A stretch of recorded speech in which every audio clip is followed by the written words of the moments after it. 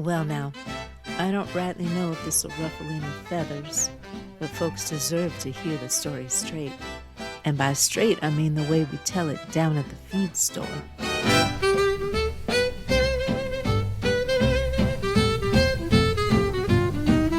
Howdy, friends.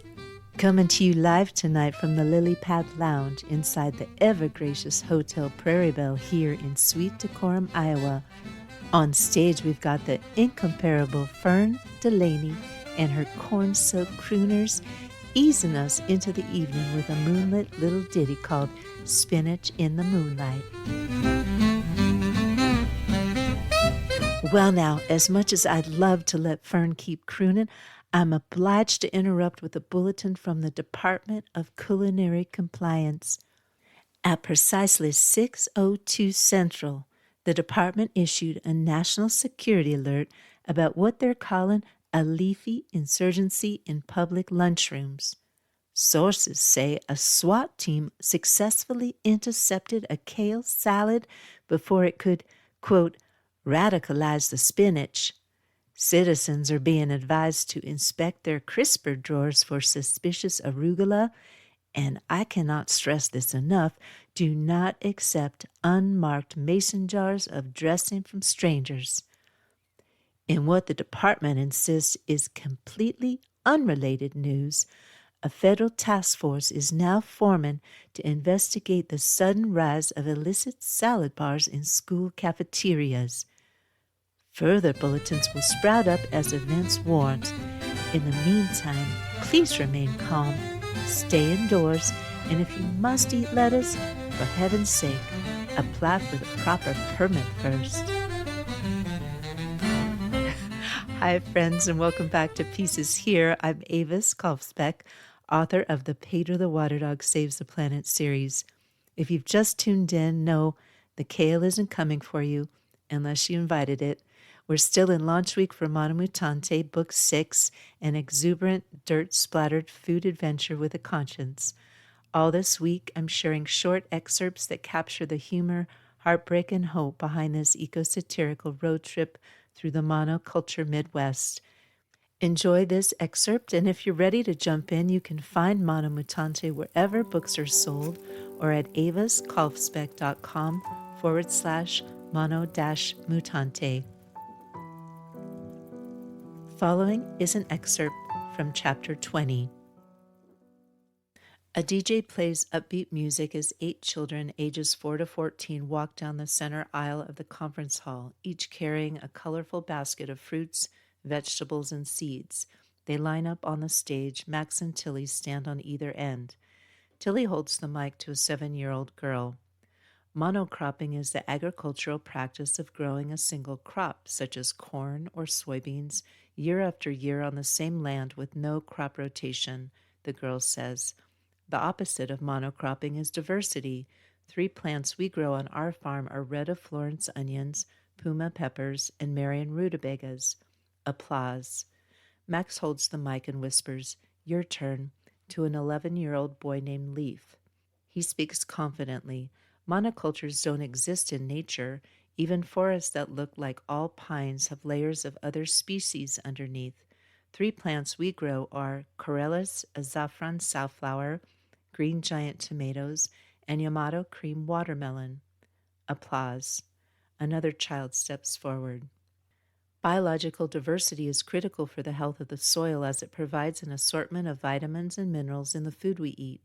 3 plants we grow are Love Parade yarrow, glass gem corn, and Kyoto red carrots. 75% of the world's crop varieties have been lost over the last century. 3 of the plants my family farms grows are purple lady bok choy, Indian snake beans, and lime basil. Camus walks onto the stage, surprising the kids. "Wow," she says. They freeze mid-smile. "The stat about the loss of crops is so sad," Camus says. "We need some jokes now. Hey, kids, why did the farmer want to bury all of his money?" Max joins in with a grin. "We don't know, Camus. Why did the farmer want to bury all of his money?" "To make the soil rich." The kids giggle. The audience laughs. "Carry on." Camus waves him forward. Tilly holds the mic for the next child. There are 442 million acres of monocropping in the U.S. alone. 3 of the plants we grow are Boston pickling cucumbers, orange spice jalapenos, and monstreux de viroflay spinach, a young girl says with a French accent. That's easy for you to say, Max jokes. The next child speaks. Only 9 plant species account for almost 2/3 of total crop production. 3 plants we grow at our farm are Chinese red meat radishes, King Tut purple peas, and Alaskan red shades nasturtium.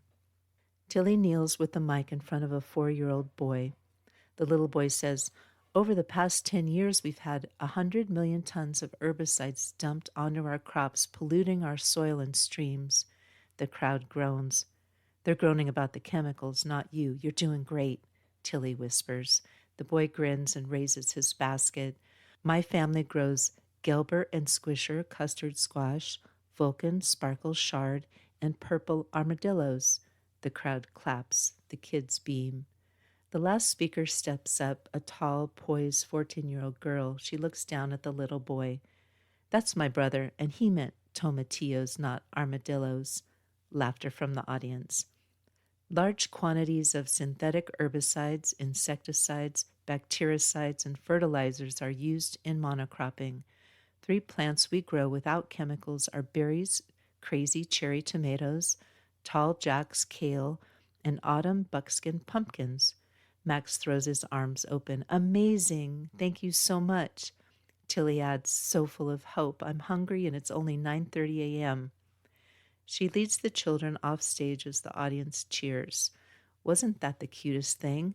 "The kids in the veggies part, not the Mono Mutante monster cropping," Camus says. A pause. "How about another joke?" Camus grins. "I'll keep it clean since the kids are still here. What's a scarecrow's favorite fruit?" Max plays along. "I don't know, Camus. What's a scarecrow's favorite fruit?" One of the farm kids calls back from the aisle. "Strawberries." "That's right," Camus laughs. "And pesticide-free ones, of course." The crowd chuckles. Thank you for listening to Pieces Here. Mono Mutante Book 6 in the Pate of the Water Dog Saves the Planet series is available now at all major online retailers and at avaskolfsbeck.com/mono-mutante. It's a wild satirical ride through food, farming, and the messiness of recovery. After this short 8-episode Mono Mutante satire series, coming up next, The Great Disfarmament, a 14-part journey through the history of farming, food systems, weapons, and peace, from ancient spears to seed patents, from Cold War arsenals to compost piles. This bold, story-rich series explores how the world is already moving toward disarmament. Subscribe now so you won't miss an episode. And right now we're live on Kickstarter. Visit avaskolfsbeck.com/Kickstarter to support the launch of One More Year, the stage play, and the Soul Stuff Field Journal, beautiful editions for readers, theaters, and rebels who believe in keeping their stuff and keeping their peace. You can learn more at avaskolfsbeck.com, where I share updates on this podcast and my books, eco-adventure novellas for readers who care about justice, joy, and saving the world, one story at a time. This episode is human narrated by me, but prepared with the help of AI, which has promised to tell me if it makes something up.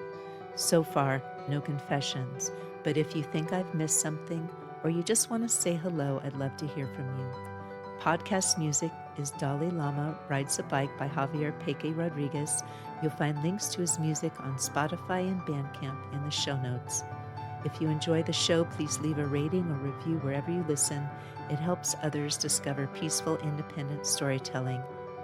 I'm Avis Kolfsbeck. Until next time, listen for the peace.